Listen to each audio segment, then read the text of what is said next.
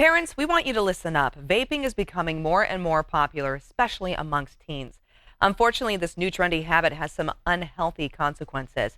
We have Carl Schmid from California Spotlight, and they're going to chat with us about chat actually with an expert all about this youth epidemic.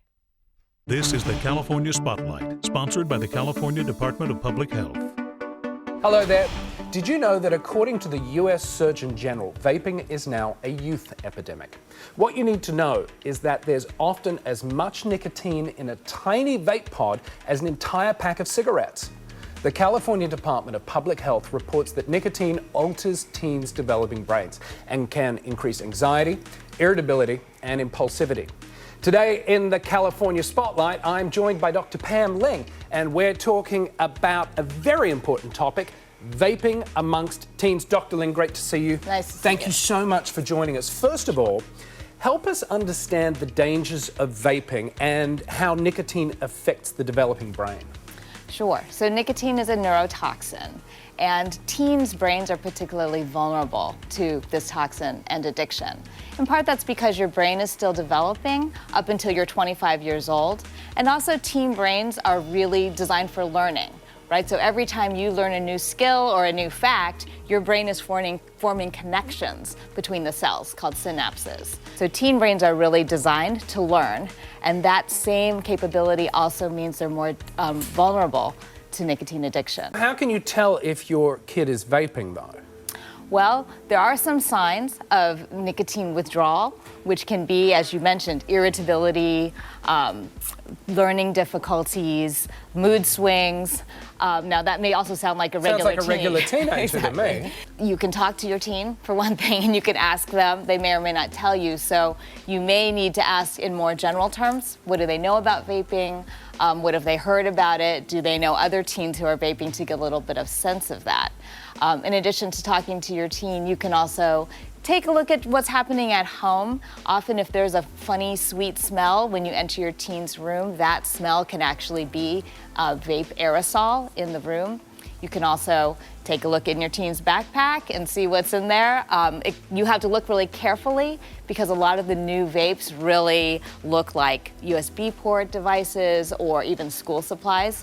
So you have to know what they look like. But it can be a minefield with teenagers.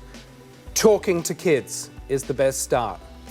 I think that talking to kids is always a great place to start. And it's really starting a conversation that's going to go on over time. So you want to avoid sort of single lecture from mom as your only way of finding out what's happening with your kids. But listening more than talking is a great idea. And especially if your kids are young, you may just want to ask them what their experience is and what they know. A lot of teens, they start vaping because they think it's different from cigarettes. They also don't even realize that it may have a lot of nicotine or what nicotine does. 4 out of 5 kids actually start vaping because of the flavors and just curiosity about the flavors. And they don't really realize that, each little pod, like this tiny vape pod, contains the same amount of nicotine as a pack of cigarettes. I do think also parents can ask their school administrators what's being done about teen vaping. So middle schools and high schools across California are seeing this happening and are putting policies in place. And then parents can also think about the kids in their communities and say, what can be done to get rid of flavored tobacco products, including vapes, and getting them out of our convenience stores and other places that are so easy for teens to access. Yeah, well, Dr. Pam Ling, a lot of really important information for us to digest here. But is maybe one of the big takeaways here is that parents and teachers, health professionals, community leaders need to take more of an aggressive step to, help protect children from these highly potent products, right? I agree. I think it's up to us to really take action in this. And one really great way to get started is to check out the website, flavorshookkids.org. And the website has information about the vapes. It has pictures so you can find out really what they look like and what they do. Also ways to talk to your school administrators or even send a letter to the mayor. Dr. Ling, thank you so much. What's that website again? Sure. It's flavorshookkids.org. Flavorshookkids.org. flavorshookkids.org. Well, there you have it. If you'd like more information on anything we've discussed in today's California Spotlight, go to flavorshookkids.org. Dr. Ling, thank you. Thank you, and I'll see you next time.